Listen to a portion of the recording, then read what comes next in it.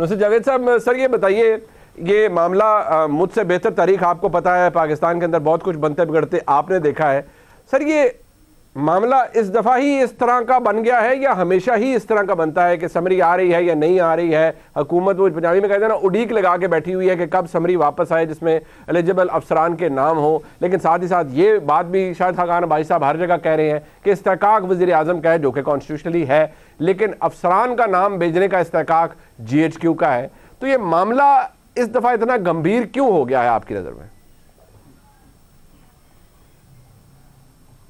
देखिए जी, आपने चूँकि तारीख़ की बात की है तो बहुत मुख्तसरन मेरा ख्याल है कि पहली मरतबा तारीख़ में जो हमने देखा कि थोड़ी बहुत जो गड़बड़ होती नज़र आई वो उस वक्त थी जब असलम बेग साहब को अचानक ख्याल आया कि उन्हें कौम की मज़ीद खिदमत और रहनुमाई करनी है। लेकिन उसका बर वक्त इलाज जो है वो ढूंढ लिया गया। उनकी रिटायरमेंट से ऐन 3 महीने पहले मरहूम आसिफ नवाज जंजुआ साहब को नॉमिनेट कर दिया गया उनके सक्सेसर के तौर पर, और मसला हल हो गया। ठीक है। उसके बाद जो कुछ होता रहा जी वो बिल्कुल स्मूथली होता रहा। दूसरी मरतबा हुआ जब आसिफ अली जरदारी साहब थे पाकिस्तान के सदर और यूसुफ रज़ा गिलानी वज़ीर आज़म थे, तो ये था कि जी विज्ञानी साहब रह रहे हैं या जा रहे हैं। तो आसिफ जरदारी साहब आपको पता है कि मुकमुका के आदमी हैं, चौधरी परवेज़ इलाही पर कत्ल का इल्ज़ाम लगता है तो वो उनको डिप्टी प्राइम मिनिस्टर भी बनवा देते हैं। अच्छे प्रैग्मेटिक आदमी हैं। उन्होंने मामला इससे पहले कि गली गली में ज़ेर बहस आए, उन्होंने कियानी साहब की 3 साल एक्सटेंशन मैनेज करवा दी। इस वक्त जो सूरत हाल है मेरा ख्याल है ज़्यादा गंभीर इसलिए हुई है कि हमारे जो वज़ीर आज़म हैं शहबाज शरीफ साहब, वो आइन को शायद को ज़्यादा गौर से नहीं पढ़ पाए। आइन का आर्टिकल 243 जी उन्हें कैटेगोरिकली एम्पावर्ड करता है।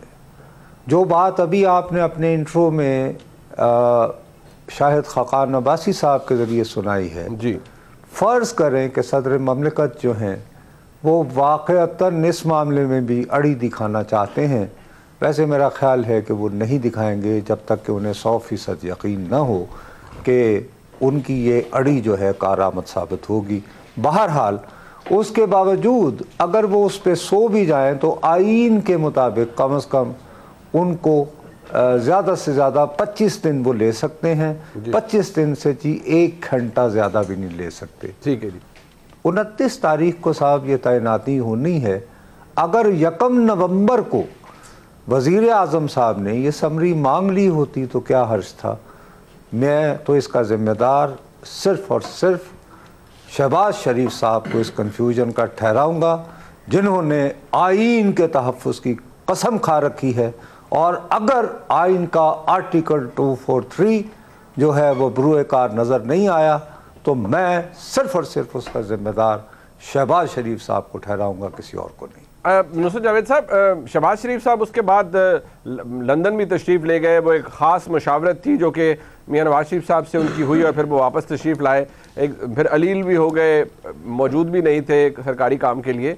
तो क्या शहबाज साहब बग़ैर मियां साहब की मशावरत के, मैं प्रैक्टिकली बात कर रहा हूँ, मांग सकते थे कि आप भेज दीजिए हमें जो समरी है, या वो इतने कॉशियस थे ख़ास हालात की वजह से कि वो कहते थे कि नहीं, मैं मियां साहब के मशवरे के बगैर एक कदम भी आगे नहीं बढ़ूँगा?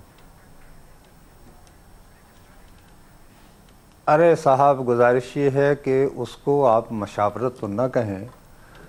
वो ये कहते हैं कि ये पैगाम किसका था। ये देखिए कि जब शर्मुल शेख से अचानक वज़ीर आज़म पाकिस्तान लंदन जाते हैं तो साथ ही तलब किए जाते हैं वज़ीर दिफ़ा। तो चलें जी को तुक बनता है, वज़ीर दिफ़ा होते हैं। वैसे अगरचे पाकिस्तान में वज़ीर दिफ़ा होना ऐसे ही है जैसे अफ़गानिस्तान में वज़ीर बहरी अमूर हो, लेकिन बहरहाल हम मान लेते हैं उनकी ज़रूरत थी। लेकिन साहब मुझे ये बताइए, ये जो एक सूबाई सतह के रहनुमा थे मलिक मोहम्मद अहमद साहब जी, उनको वहाँ पे तलब करने की क्या ज़रूरत थी? तो अब वो मलिक मोहम्मद अहमद साहब जो हैं उनकी क्या अहमियत है, उनका इस सारे मामले से क्या ताल्लुक़ है? खुदा न खास्ता, अल्लाह का लाख लाख शुक्र है उनके हल्के कसूर में कोई सैलाब वगैरह भी नहीं आया हुआ। वहाँ पे कोई बॉर्डर पे भी कोई गैर मामूली नकलो हरकत नहीं हो रही, तो वो यकीनन कुछ तजावीज़ लेकर गए थे खुसूसी, जिन पे को 5 महीने 6 महीने की बातें भी होना शुरू हो गई थी। सही। तो मैं तो इसके अलावा कि आपने मलिक मोहम्मद अहमद साहब को साथ ले जाकर बता दिया कि गोट कहीं फंस गई है, तो गोट फंसाई है जिन्होंने, तो आप जाने और वो गोट जाने। मैं तो सिर्फ एक बात जानता हूँ कि आइन का आर्टिकल होता है 243 और आइन के, और हमारे यहाँ मुबैना तौर पर, अब मैं लफ्ज़ मुबैना कहने को मजबूर हूँ, एक तहरीरी आइन है।